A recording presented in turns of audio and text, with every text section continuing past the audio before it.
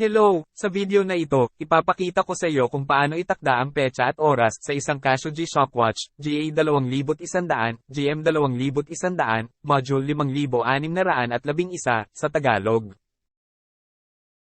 Pindutin ng matagal ang kaliwang itaas na buton sa loob ng 3 segundo.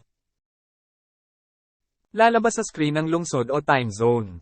Gamitin ang dalawang button sa kanang bahagi ng relo upang mahanap ang iyong kasalukuyang lungsod o time zone. Kung hindi mo alam kung alin ang pipiliin, mangyaring mag-iwan ng komento sa ibaba at gagabayan kita.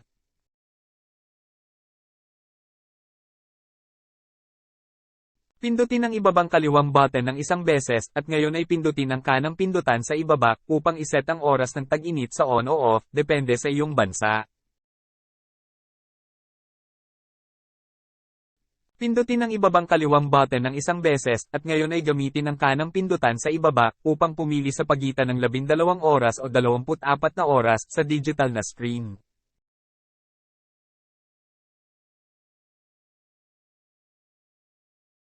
Pindutin ang ibabang kaliwang pindutan ng 2 beses. At ngayon gamitin ang dalawang button sa kanang bahagi upang piliin ang oras ng iyong lokal na oras.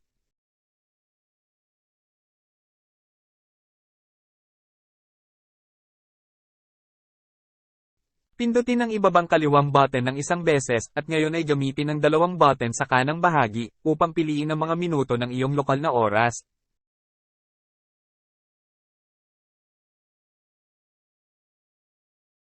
Pindutin ang ibabang kaliwang button ng isang beses at ngayon ay pindutin ang kanang pindutan sa ibaba upang piliin ang taon.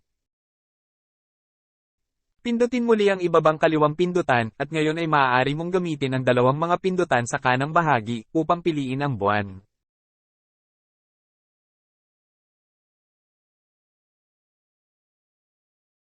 Pindutin ang ibabang kaliwang pindutan, maaari mo na ngayong piliin ang petsa, ang araw ng linggo ay automatikong kakalkulahin ng relo.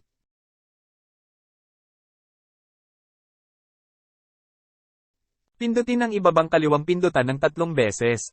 At pindutin ang kaliwang itaas na buton ng isang beses upang lumabas sa mga setting. Ang mga kamay ng relo ay iikot sa oras na itinakda sa digital display.